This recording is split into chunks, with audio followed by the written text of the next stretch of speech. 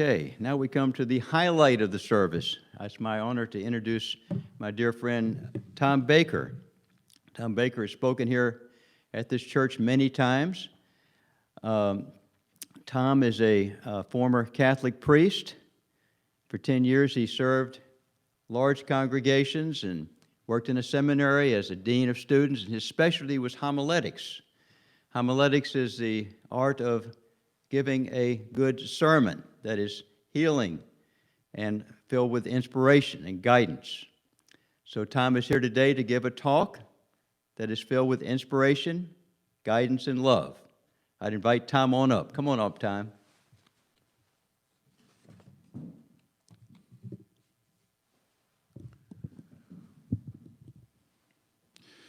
In the first half of our lives, we make an image of ourselves, and in the second half of life, we deconstruct that image and become more the people that we are.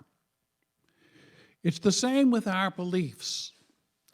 In our early life, we adopt the beliefs of our parents, and as we grow older, we combine those beliefs or sometimes throw those beliefs away for the beliefs of our peers and our generation. When I started my life, when I was a child, I grew up as an Edgar Cayce Presbyterian. When I became a young adult, I became a Catholic. When I became a more mature adult, I became a recovering Catholic. And now in my life, I'm neither of those things, none of those things. I'm simply a seeker, someone who's searching for God. No real beliefs define me. I'm looking. Now, as a priest, I identified with certain beliefs that made me feel very secure. I was pro-life, anti-feminist, and Republican. I voted for Ronald Reagan twice. I believed in the virginal conception of Jesus, the forgiveness of sins by Jesus' death on the cross, the bodily resurrection of Jesus, and reincarnation. I believed in the Pope as my spiritual leader and the Catholic Church as my spiritual home. That was 40 years ago, when I was 29 years old, the age I was ordained a priest. I was happy to be identified as a priest who was a bit eclectic in believing in reincarnation, having been raised by the Edgar Cayce Foundation. I was also a priest who believed in ghosts and even dehaunted a parishioner's home. As a priest, I would have been comfortable with the idea that my identity and my beliefs were the same thing. Love me, love my church, know my church, know me. Very secure and also very shallow. But that's how I was coping with what we all cope with, namely our lack of deep identity in God. God is not only our creator, but also the definition of our higher self. In my higher self, I am one with God. Everyone is included in our identity with God. So in order to know myself in God, which includes everybody, I must forgive you and everybody else. But to forgive you, I must want to know you below and beyond your beliefs. Now, if we're not our beliefs, then what are our beliefs for? In this world, we're trying to get along with very little God. Even in very religious times, the church was much more interested in politics or power than it was in love and compassion. The church has been a third chakra institution. not a fourth chakra institution. It's been there for the power rather than the heart. Love has always been something that we reserve for our private lives, for our families. As a therapist, I see lots of couples who are having power struggles with each other. They see each other as ideas. You're the lazy idea, and I'm the industrious idea. You cope with things by laying back, and I cope with things by getting busy. It's easy and tempting to forget that our beliefs are ways we cope with being human rather than being in spirit where we're actually more comfortable.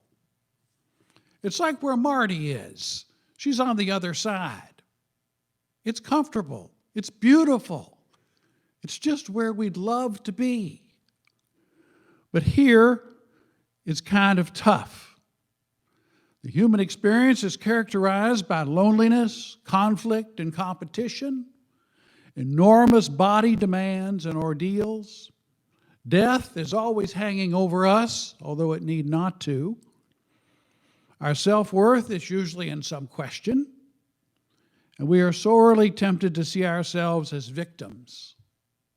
And we each are trying to be special in some way, often as a victim. It can feel exhausting living as a human being rather than a spiritual being, which is what we are first. In spirit, we know rather than believe. To know the other is to love the other. If I know you deeply, I can't help but begin to love you. Now, I have found this to be especially true in marriage. I now know the secret of marriage. My wife taught it to me. The secret of marriage is never criticize the other person. Don't do it. In our 28 years of marriage, my wife has almost never criticized me. This amazes me.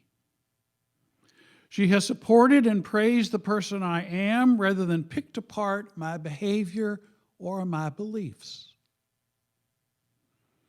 We are both marriage counselors, among other things, so we can see what goes wrong. In marriage, people have the biggest problem with differences. We all want the other person to be a kind of copy of ourselves. We're trying to love our clone. I want her to agree with my beliefs, my habits, my opinions, and let go of anything that's not like me. Now, that is an impossible thing. If you ever try it, it's a terribly stifling thing. It's terrible. Now, it is much better to be curious about the other person, the other person's habits, opinions, and beliefs, than to criticize them, because curiosity is the heart of love, while criticism is at the center of alienation. When I seek to know who my wife is, her beliefs are only part of the story. Behind her beliefs, if I am curious, I find her experiences. Now, Kathy believes in hard work. That's a belief she's got. She works hard and often works long hours. I don't. I work part-time. I read, I walk, I talk, I think, I imagine, I dream, and then I talk some more. Too much work makes me nervous. But I admire her tremendously for the work that she does. Her background was growing up on a farm.